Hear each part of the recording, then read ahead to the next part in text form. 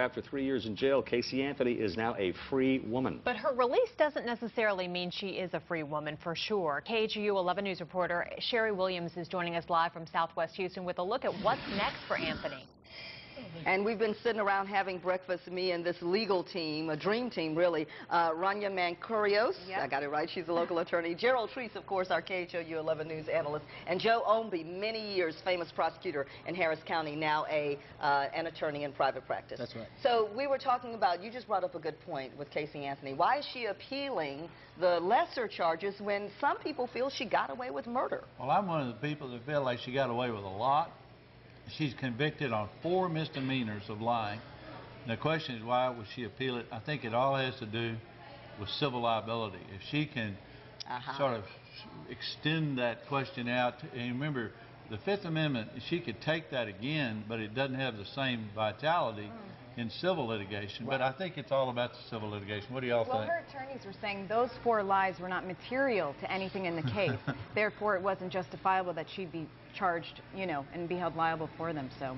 Yeah, I think it is totally civil liability. It just kind of clouds up their cases, and they have some fairly significant cases coming.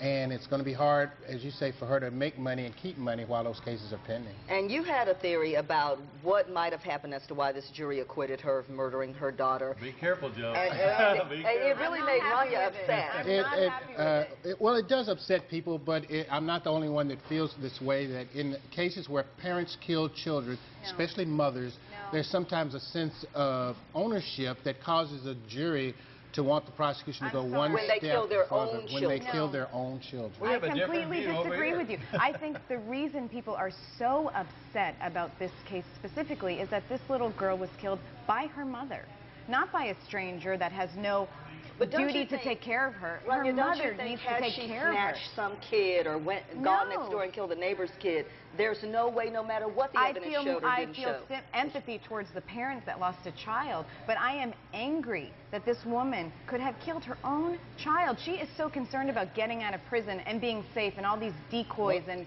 barriers. Worry about your daughter. That's one thing that's taken away from the prosecutor. You don't have the powerful testimony of that mother who's lost that child. Exactly.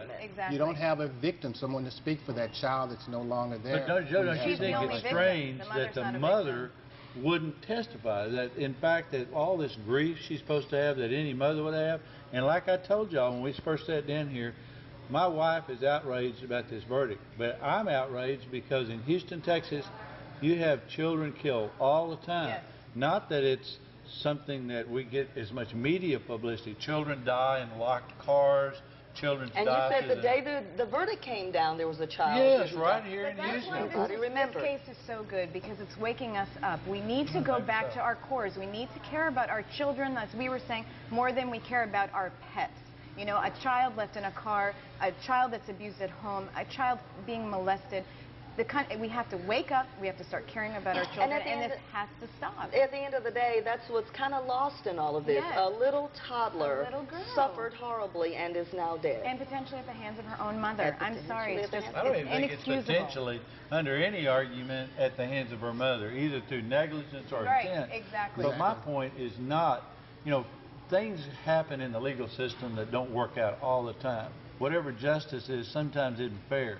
But my point is we need to work harder to be certain that those grandparents and loved ones who are watching over children, you know, if there's some problem, if there's some question, call it to CPS's attention. If you don't see your grandchild for 30 days, you need to do something. Thank you all for joining us for breakfast and this very interesting conversation. Did you like a bite of my pancake? No, I have a piece of my own left. Back to you, Ron and Christine. All right, thank you. And of course, for the record, Casey Anthony was found not guilty of murder in that case and is set to start her new life now that she's been released.